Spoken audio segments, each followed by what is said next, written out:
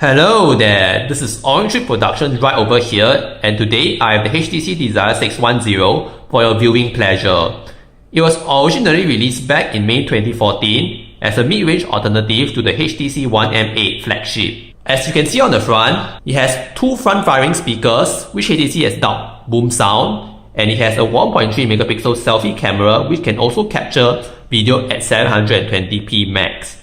We also have a 4.7-inch 960x540 or better known as Quarter HD display with a pixel density of approximately 230 pixels per inch. On the left, we have what used to be a flap that would cover the micro SIM card slot and the micro SD card slot. On the bottom, we have the micro USB port. On the right, we have the volume rockers.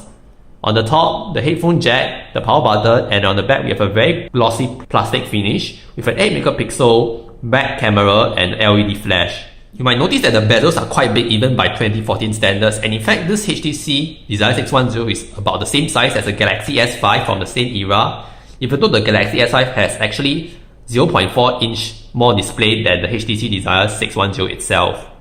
But given that this was a mid-ranger from 2014, we shouldn't be too harsh on it, I suppose. So let's turn it on.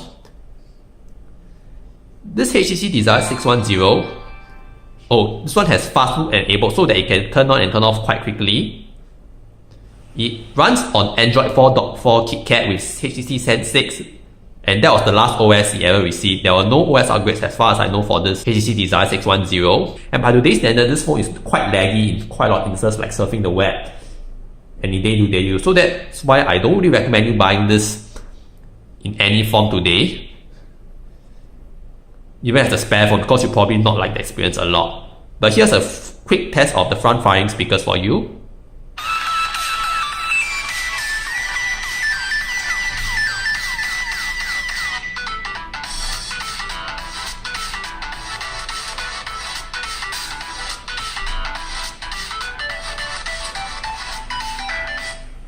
HTC Sense also includes features such as the Blink Feed content aggregator, which used to aggregate content from news sites and social networks as well, but since the release of this phone, it has been partly consumed under News Republic application that handles the content from the websites, but you can still by default get content from your various social networks, as you can see right over here. You also have the Zoe video editor, which allows you to create mini video highlights, a function which has since been added to Google Photos as an automatic feature. So let's hear the ringtones first.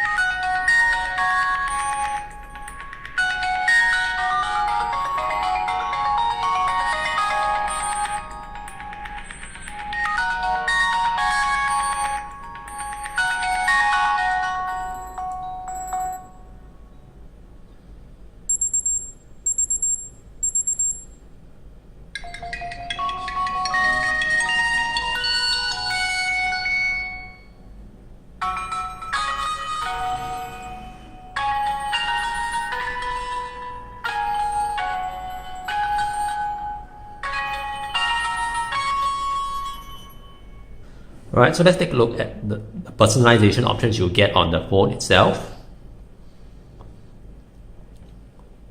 You can either have Sense Home or Easy Mode, which essentially makes your phone launcher a bit easier for, say, the less tech savvy to understand and access in theory.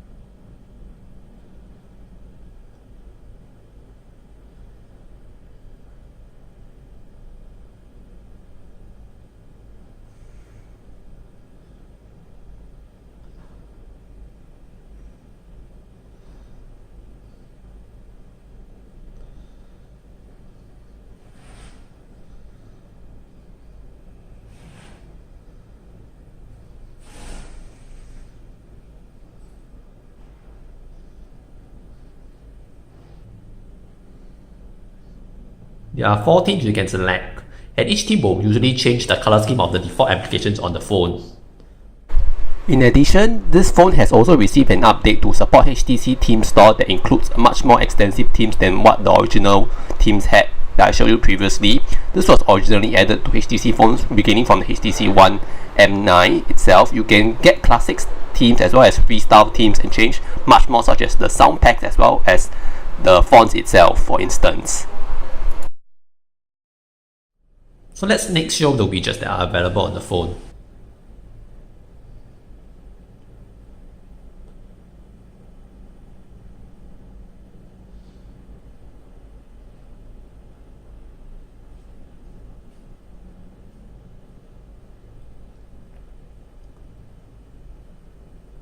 We also have a camera, 8 megapixels camera for the back, and we have a choice of auto, night, HDR, sweep panorama, anti-shake, portrait, which actually doesn't do the bokeh as what you might see in earlier phones. It's just meant to optimize for people taking pictures of one another. Landscape, backlight, text, macro. ISO can be manually adjusted. Exposure values too. White balance and a tons of effects. Normal, distortion, bitchnet, depth of field, which I think is meant to simulate a sort of background blurring as far as I think it is. Dots, mono, country, vintage, vintage warm, vintage cold, grayscale, sepia, negative, solarize, posterize, aqua, and that's about it. To change to video mode, you have to click the square button that I showed you just now, and here's your video settings. Video is being recorded normal, slow motion, fast HD, and you can record up to Full HD from the back, and you can choose from these lower settings if you wish to. So let's waste no time and I'll show you a few camera samples from this phone.